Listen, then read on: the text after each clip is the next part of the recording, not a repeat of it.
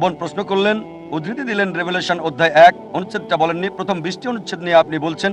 আর alpha এবং omega অনুচ্ছেদ 11, revelation অধ্যায় 1 অনুচ্ছেদ 11, যেখানে যীশু খ্রিস্ট ভাই সাল্লাল্লাহু আলাইহি সাল্লাম বলেছেন আমি আলফা এবং ওমেগা।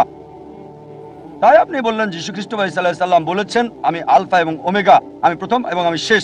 আপনার মতে তিনি ঈশ্বর দাবি করেছেন। দেখেন, আমি বলেছি একটাও স্পষ্ট করে বলা বক্তব্য নেই, স্পষ্ট করে বলা একটা কথাও নেই পুরো বাইবেলে যেখানে যীশু ভাই সাল্লাল্লাহু আলাইহি সাল্লাম নিজে বলেছেন যে আমি ঈশ্বর, আমার উপাসনা করো। বলেননি। এখন আপনি বলছেন কারণ যীশু বলেছেন আমি আলফা এবং ওমেগা, এজন্য তিনি সর্বশক্তিমান ঈশ্বর। আলফা এবং ওমেগা দিয়ে কি বোঝাতে চান? আমি প্রথম এবং আমি শেষ কোন ক্ষেত্রে? আপনি কি বলতে চান যীশু খ্রিস্ট পৃথিবীতে প্রথম? না, তার জন্মের আগে তার মা পৃথিবীতে ছিলেন, অনেক নবী তার আগে এসেছেন, সুতরাং অবশ্যই তিনি প্রথম না, আবার শেষও না। বাইবেলের মধ্যে বলা হয়েছে নবী মুহাম্মদ সাল্লাল্লাহু আলাইহি সাল্লাম আসবেন, এটা আছে গসপেল অফ জন অধ্যায় 16 অনুচ্ছেদ 12 থেকে 14। আমার অনেক কিছু বলার আছে, কিন্তু তোমরা এখন তা সহ্য করতে পারবে না। যখন সত্যের আত্মা আসবে সে তোমাদের নিয়ে যাবে সত্যের দিকে। নিজে কিছু বলবে না, সে যা শুনবে তোমাদের বলবে। সে আমাকে সম্মানিত করবে, তোমাদের আসার পথ দেখাবে। নবী মুহাম্মদ সাল্লাল্লাহু আলাইহি সাল্লাম সম্পর্কে বলা হয়েছে। তাহলে কি বোঝানো হয়েছে আলফা এবং ওমেগা দিয়ে? এটা প্রথম এবং শেষ বোঝায়নি আক্ষরিক ভাবে, কারণ অনেক মানুষই তার আগে এসেছিল এবং অনেক মানুষই তারপরে এসেছিল। ঈশ্বরের বিধান মতে এটা দিয়ে কি বোঝানো হয়েছে?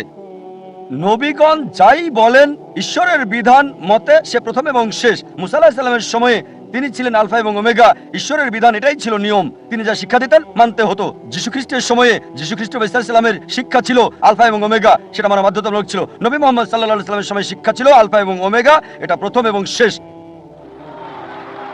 এর মানে এই নয় তিনি ঈশ্বর দাবি করেছেন। এজন্য আমি বলেছি একটা স্পষ্ট কথাও নেই যদি লিটারালি বলেন তিনি প্রথম এবং শেষ। আর যদি বাইবেল পড়েন, বাইবেল এটা মানে না।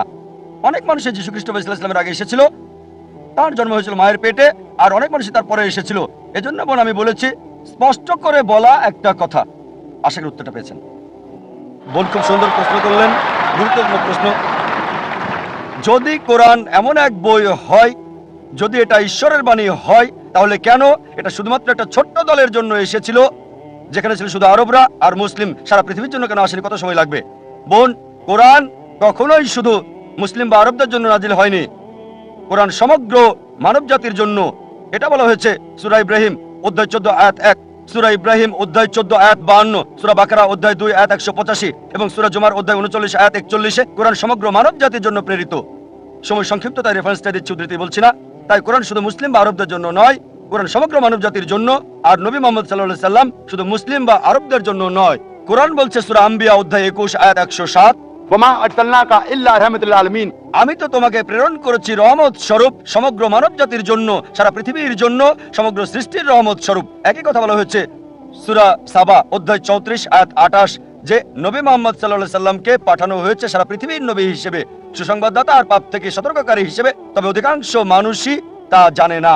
কোরআনের এই আয়াত বলছে অধিকাংশ মানুষই তা জানে না। এই কারণেই বোন আমরা এমন সম্মেলন করে থাকি। এটা সব মুসলিমের দায়িত্ব সর্বশক্তিমান আল্লাহর বাণী সবার কাছে তুলে ধরা।